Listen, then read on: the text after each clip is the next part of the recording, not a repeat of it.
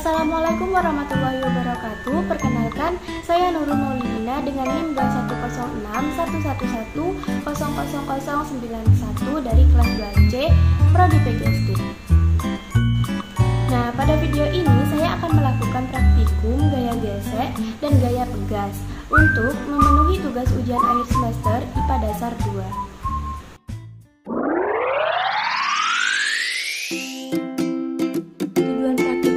Yaitu mengetahui hubungan antara permukaan benda dengan gaya gesek. Nah, gaya gesek adalah gaya yang timbul karena adanya sentuhan di antara dua permukaan benda yang bergerak berlawanan arah. Berikut ini adalah praktikum gaya gesek. Alat dan bahan yang digunakan yaitu kardus sebagai sandaran, 2 buah kardus dengan ukuran yang sama, kertas nasi, amplas, 2 buah uang logam, dan yang terakhir klip kertas. Langkah kerjanya yaitu yang pertama, tempelkan kertas nasi ke kardus dengan menggunakan klip kertas. Jepitkan beberapa klip kertas ke pinggiran kardus sampai kertas nasi menempel sempurna pada kardus. Kemudian tempelkan juga amplas ke kardus dengan menggunakan klip kertas. Lakukan hal yang sama seperti sebelumnya. Jepitkan beberapa klip kertas ke pinggiran kardus sampai amplas menempel sempurna pada kardus. Selanjutnya, miringkan kedua kardus yang sudah ditempelkan dengan kertas nasi dan amplas tadi pada sebuah kardus dengan kemiringan yang sama. Kemudian letakkan uang logam pada masing-masing kardus dan lepaskan secara bersamaan. Nah, dari video tadi dapat kita lihat bahwa laju koin pada kertas minyak yang licin dan kertas amplas yang kasar itu berbeda. Laju koin lebih cepat pada permukaan kertas minyak yang lebih licin. Jadi, kesimpulannya, gaya gesek dipengaruhi oleh permukaan benda. Semakin licin permukaan, maka gaya gesek yang dihasilkan semakin besar. Dan begitu juga sebaliknya, jika semakin kasar permukaan, maka gaya gesek yang dihasilkan semakin kecil. Nah, tujuan praktikum ini yaitu mengetahui hubungan antara massa benda dengan pertambahan panjang pegas atau karet. Gaya pegas merupakan gaya yang dihasilkan oleh kerja benda yang elastis. Sifat elastis pada benda apabila diubah bentuknya kemudian dilepas, benda tersebut akan kembali ke bentuk semula. Berikut ini adalah praktikum gaya pegas.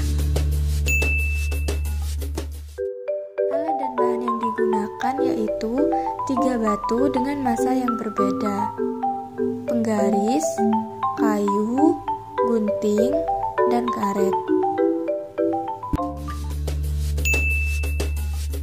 Langkah kerjanya yaitu yang pertama, ambil sebuah karet, lalu gunting hingga menjadi seperti ini. Kemudian, ikatkan karet yang sudah digunting tadi ke kayu.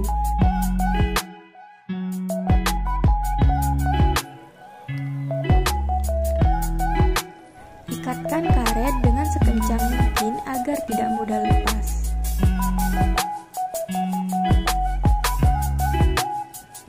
Selanjutnya, ambil sebuah karet lagi dan ikatkan pada ujung karet.